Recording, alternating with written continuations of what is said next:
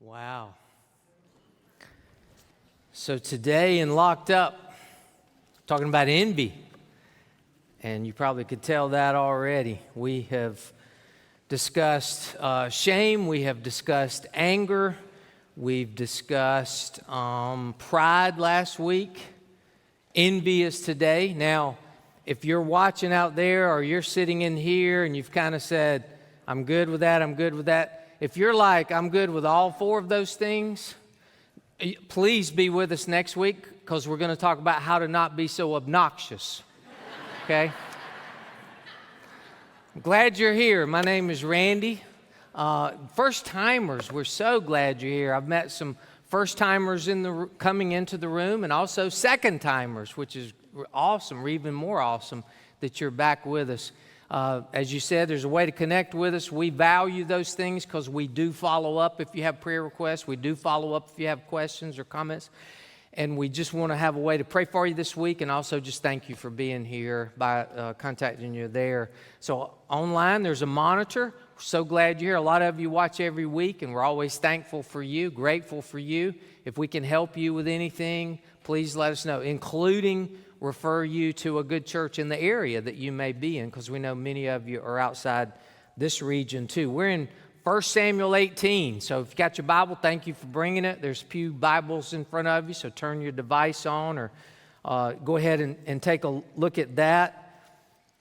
As I've already given away the topic for today, you know, a mom of a middle school daughter sits anxiously in a gymnasium on the bleachers. She's watching her daughter try out for the gymnastics team. And by her evaluation, by her scores, oh man, she's like really good at everything. No problem. She'll make the team. Email the next day, though, comes out and she didn't make the team. Mom's got two choices, but she chooses in that moment to reach for resentment and anger. And she begins to compare her daughter to the other daughters and her as a mom to the other moms. And her conclusion is, I just don't play that political game like they do. My daughter's at least as good as all of them.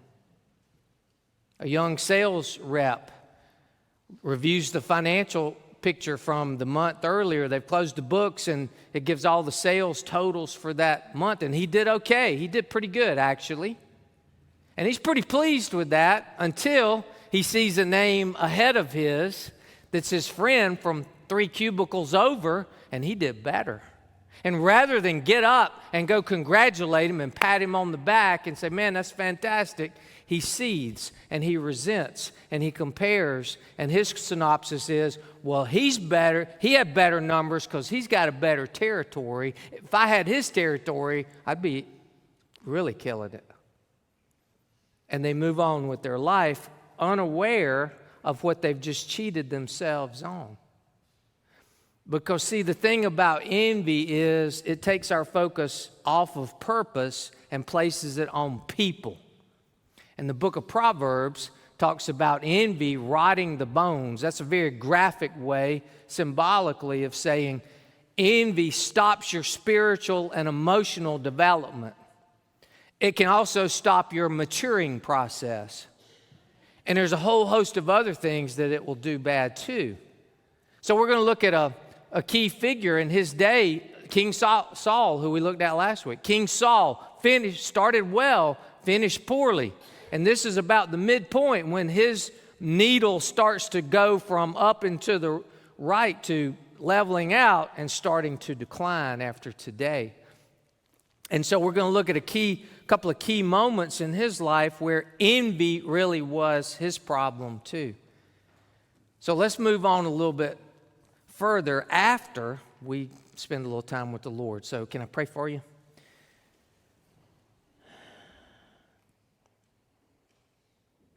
Father, what we need is just some gut level honesty about ourselves. And if we're willing to do that, we understand that too has to come from you, because you know us better than we even know ourselves.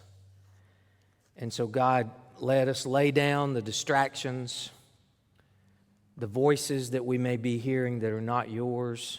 inside of us.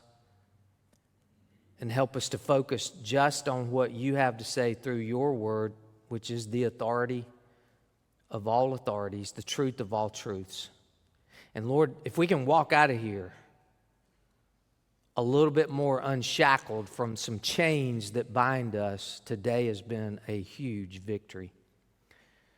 Lord, for those of us in the room and watching that are not really there yet as far as making you Lord, may that be the day when the light comes on and he or she steps out in faith and crowns you as their Lord and Savior. For others of us, we all have a next step that we should take. Help us to do that now. Please, come Holy Spirit. Amen. All right, so it's all about purpose today. Say purpose. One more time, purpose. Very good. So let's get right on into it. I'm going to bring you up to speed real quick. In chapter 18, they've been off to battle. They fought the Philistines. That's the big enemy of the day of Saul. They have won. It's been a resounding victory. It's been a huge good thing. And so verses 6 through 12 of 1 Samuel 18 is what I'm just going to read all of it now and comment on it. Then I'm going to talk about the effects of envy in our lives, just like it was in Saul's life. And then the better part, which is what can we do about it? What can we change to not be so ground up by that? So verse 6, when the men were returning home after David had killed the Philistine, well, you know that story, right? That's David and Goliath. The women came out from all the towns of Israel to meet King Saul with singing and dancing, with joyful songs and with tambourines and lutes, which were three-stringed guitar-like instruments. So this, in their day, was 1000 BC. That was the custom. If your army went off and fought and won a battle, when they came back, they got a hero's welcome. And it might go on for several days. It was just a huge party because that was a big deal, of course. Their survival, in some cases, depended on that. 7, as they danced, they sang, which was a song, Saul has slain his thousands and David his tens of thousands. Verse 8, Saul was very angry. This refrain galled him. Now, some of you are good Bible students, and you know that when a king is noted to be not just angry, but very angry, you need to give him room. You need to back slowly away because somebody's going to get hurt when he is really angry, and he is. And it says that this song galled him in the NIV. That word, Hebrew, literally meant also perceived as evil.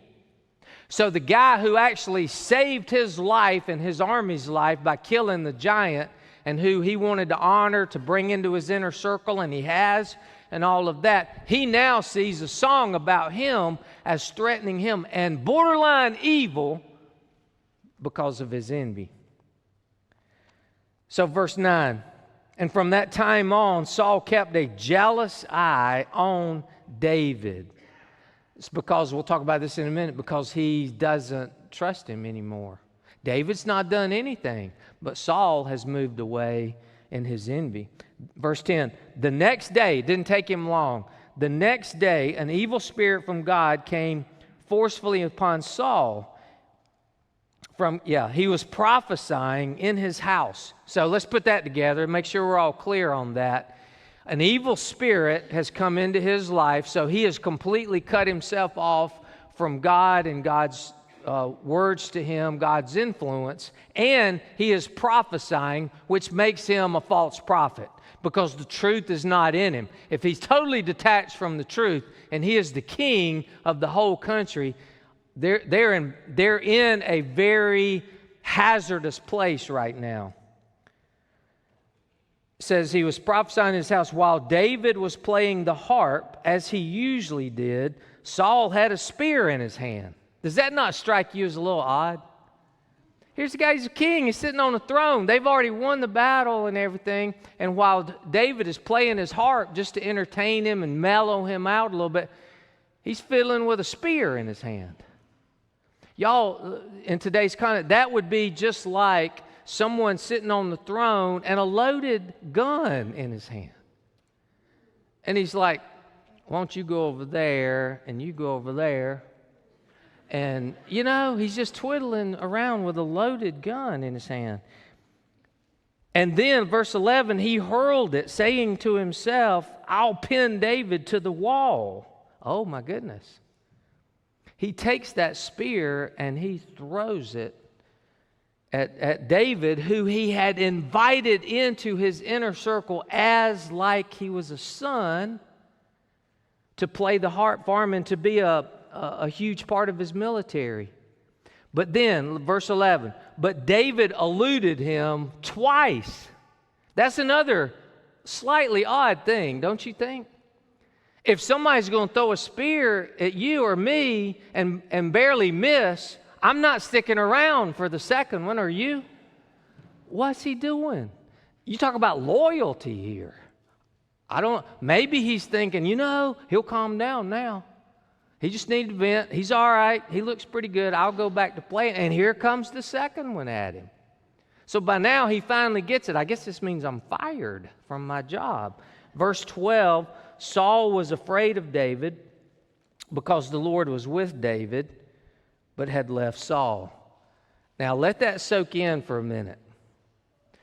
The one with all the power throwing a spear twice is the one who fears the one he's throwing at. The one who has narrowly missed getting killed twice by the king is not afraid. There's a huge indicator of who has the spiritual connection and who's fighting a battle locked up in an emotional problem now that we will call envy. It's a very, very telling thing. One reason his suspicions are so high is chapter 14, Saul blows it. He deliberately disobeys God's command. He does a sacrifice he wasn't supposed to. The prophet shows up, Samuel, and he's basically like, what are you thinking here? What are you doing? And Saul gives his flimsy excuse, and Samuel says that day, he said, because of this, God has turned away from you, and he will appoint a neighbor to be your successor. So Saul's looking at David now and saying, could this be that neighbor close to me who will have my job one day? So there was some validity to why he's so paranoid about David. So let's talk about the effects real quickly of envy. The first effect is it steals the joy of success. That's in verse 8. We talked a little bit about this last week with pride. The sad thing about pride and envy is you can't enjoy the wins as much. You can't enjoy a celebration for worrying about the internal conflict that's going on with you or maybe somebody else, because your eyes are off the purpose. Hey, we won a great victory. Well, that's okay, I guess, because your eyes have turned to another person. What exactly is envy? Envy is when you are looking and coveting somebody's success or their stuff or their situation. Something in their life you've compared to something in your life and it doesn't match up. They've got a better situation. To do that, you got to completely remove yourself from the purposes of God, though. Because one purpose of God is for me and you to be content in who we are and whose we are and what we have. Are you listening? Philippians 3 is a great teaching on that. Verse 11 through 14.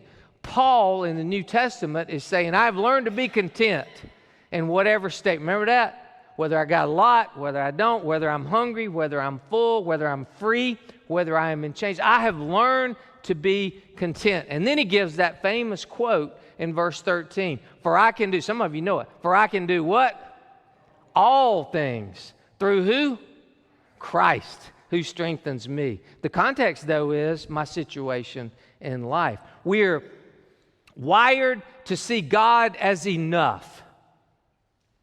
And at some point, Saul in the Old Testament don't think he's enough. So here's a diagnostic question of this point for me and you. Is it hard to celebrate someone else's success like the lady in the little skit there when other people are given great gifts and everything and blessed? She can't celebrate it, although they're good friends of hers. because she resents not having the same thing. There's another effect that we get. It creates impulsiveness. That's in verses 10 and 11 we just read. I would classify throwing a spear at somebody pretty impulsive, wouldn't you? Yes, absolutely. How does all of that happen? Because the Spirit in you, the Holy Spirit in me and you, is blocked.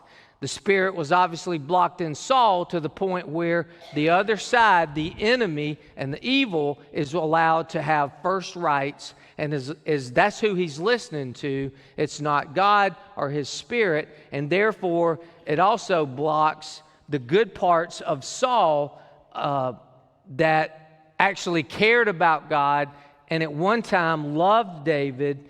And it also, here's where it's dangerous for me and you, we can't see his goodness on a day-to-day basis.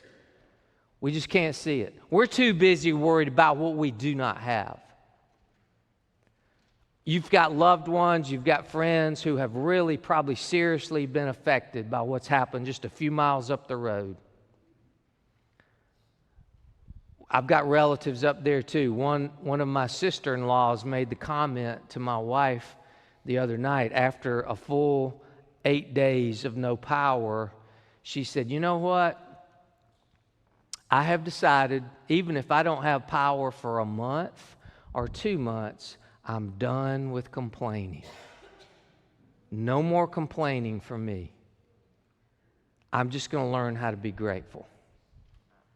And so sometimes there's good lessons that come out of the necessity of the situation. But impulsiveness does nobody any good. So how do I know I might be, there's several levels of envy. I don't have time to go into all of them. But if you're like midline, your envy is growing in you like pride was last week. Here's how one way you can know. If somebody you see is doing better, you feel like, than you, if you are prone to temptation to gossip or slander them. You know, she's in a fine house, but I heard all of that's just inherited money. Stuff, you get it, right? That's one evidence. The third thing is it replaces the trust with suspicion. You stop trusting and you start becoming suspicious, even people close to you. That's what verse 12 is about. That's why he's fearful. And let me tell you, he's mad. It says he was not just mad, he was very mad. The highest order of envy, which you don't want to be, the highest level of that will rise an anger out of you that is prone to hatred.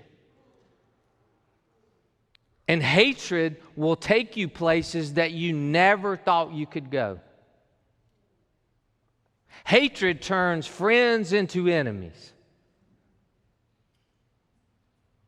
Hatred distances us by God, and namely, we start accusing God like the skit again, into like looking at God and saying, this is the situation, so therefore you are not enough. Or you, God, are unfair. And there's a parable that Jesus told, which is so genius by Jesus. One way to understand the parables really well is to study the audience. Who's he talking to here? Who's he's shooting at?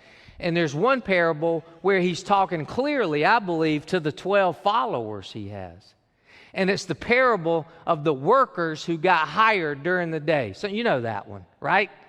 A guy owns a pretty big vineyard or something, and he gets in his, well, it wasn't a truck. He gets in his whatever he's in, and he goes down to Hutchinson Square where guys are hanging out hoping to be hired, you know, and he pulls up, and sure enough, there's several of them standing at 6 a.m. And he says, y'all don't have a job for today? He said, no, we don't have a job for today. He said, well, get in, and I'll take you. I'll hire you for, I'll pick you a modern number. I'll hire you for $100. You work all day for $100. Sounds good to us. They all jump in.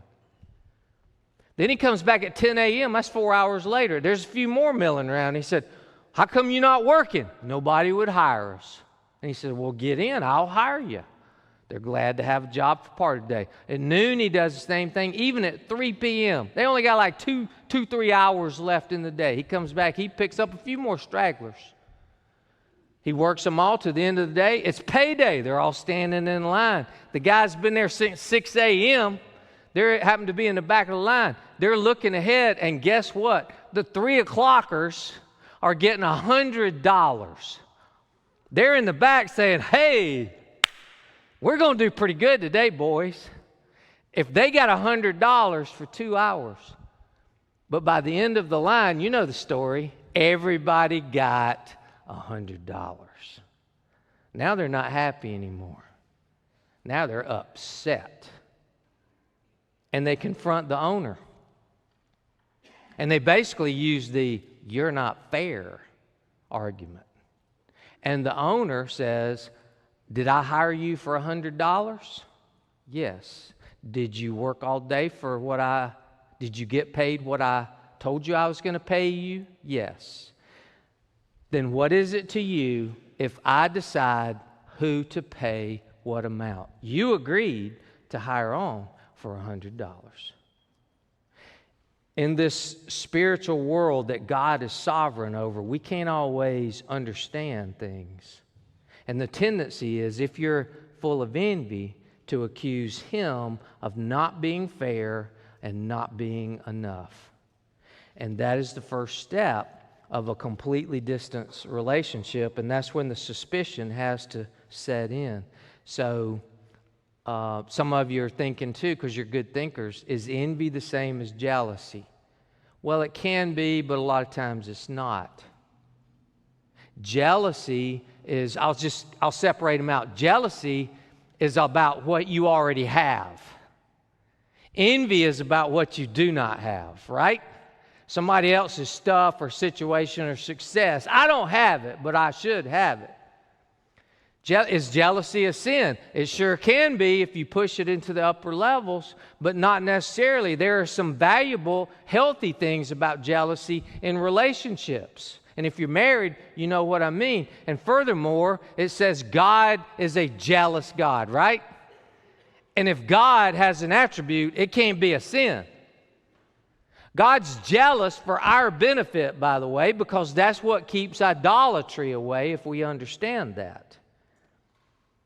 So all of this little evidence, here's another way you can tell. If you've looked at somebody else's situation ever and you've said to yourself, must be nice. Have you done that? Oh, come on, I know you have. Must be nice to have that car. Must be nice to have that job. Wish I had that. That's where this is, I don't know if this is right. Some of you first responders and firefighters, and we're so thankful for you. But I picture a firefighter going on vacation and stopping off at a station in Denver, Colorado, and they've got a state-of-the-art, tricked up ladder truck. And he starts thinking about that piece of junk back in his own station, and he does that. Must be nice. I got to go ahead and confess, I had envy not too long ago. Went to a meeting somewhere at another church. And as I walked across this huge, spacious parking lot from my car to the building, time I got to the door, I'm thinking, must be nice. So I've repented 3 times this morning for that. So give me a break. So let's overcome it real quick. How do we, it's good to know stuff. It's good to learn stuff from the Bible, but that doesn't change your heart. What I'm after in my life, and you are, I believe, in your life, is I want heart change. I want transformation. I don't want to be that way. So here's some really good news for you. How do you overcome it? Number 1, you may want to write this down. Develop gratitude. Develop and maintain some gratitude. Romans 12:5 that you see cited on the screen there. Let me read it. Rejoice with those who rejoice and mourn with those who mourn. That is a classic definition of how a church body ought to operate and how a life group ought to operate with each other and how you exercise one of our sayings bless the rest. Hey, find somebody to celebrate with when things are going good, and go find somebody to just cry with when the tragedy has struck. That is when I am the most proud of this church body, this family of God, is when you do both with excellence.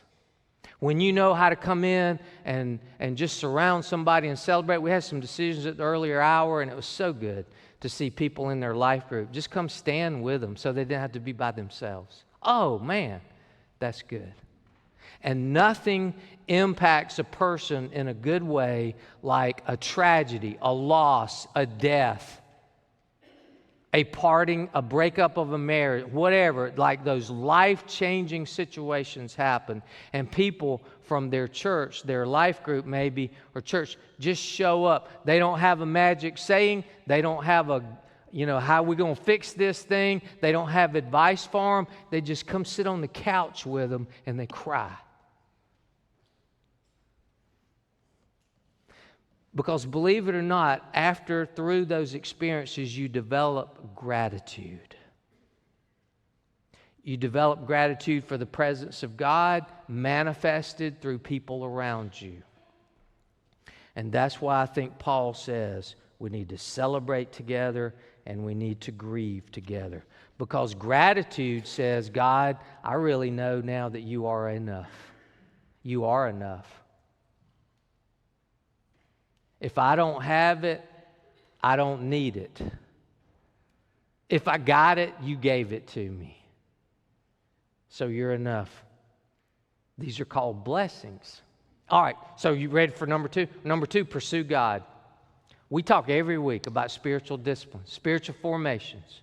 A lot of you made some great inroads. You have a system now. You have a plan at home.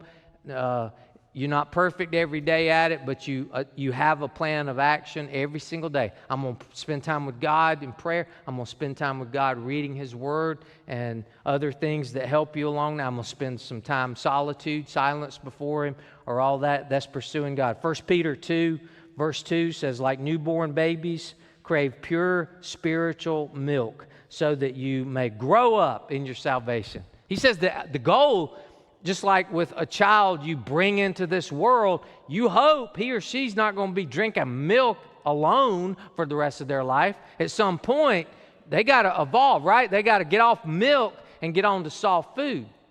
And then they get on to regular. That's evidence that they're growing up. Their body's getting stronger. Their bones are developing.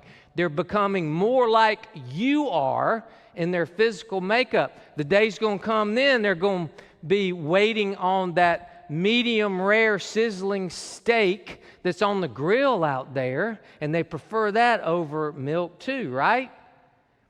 And they're going to enjoy it. So that's how we ought to be in our maturing development. What's the key thing for pursuing God? You ready? It's like not rocket science. Take God's promises literally. When you read a promise in the Bible, accept it, take it as your own. Because it is. He has never failed you yet on a promise, and He never will. If you want some extra reading, I usually give you some extra reading. Philippians 3, 11 through 14. I would recommend Psalm 91, and I would recommend Romans 8. You know, Psalm 91 is like, that should be in the Hall of Fame for all time, positive, uplifting songs of encouragement to us, because it's full of promises. God's a provider. He's a redeemer. He's a healer. It even says at one point, He says, you know what, there's angels up here, and one of them sort of has your route in His GPS today, and if need be, He's going to come down there and protect you. Take His promises for real. And that helps us get closer to Him also. The third thing, we got gratitude, we got pursue God, learn to love. Learn to love. Well, I already know how to love, but we always need reminders. We always need reminders. 1 Corinthians 13:4 defines it. Love is patient. Love is kind. It does not envy. There we go. It does not boast. It is not proud.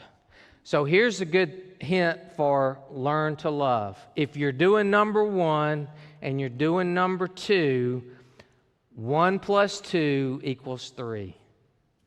If you're pursuing God legitimately and you're living as best you can a life of gratitude, the love comes through the door.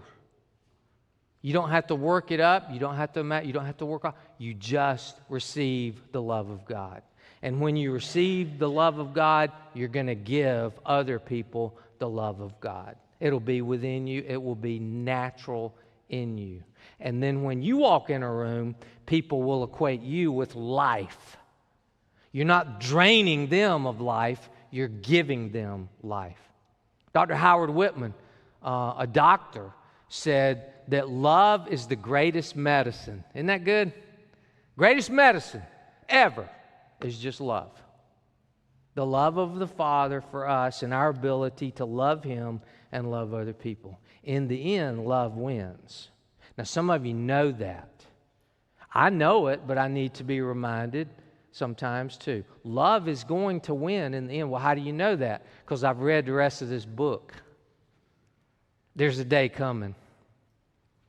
There's a day coming when all the smoke of warfare and all the dust settles. When it finally settles and the sun comes up, there'll be one person standing, and that will be Jesus. And He'll be the only one standing. You know why?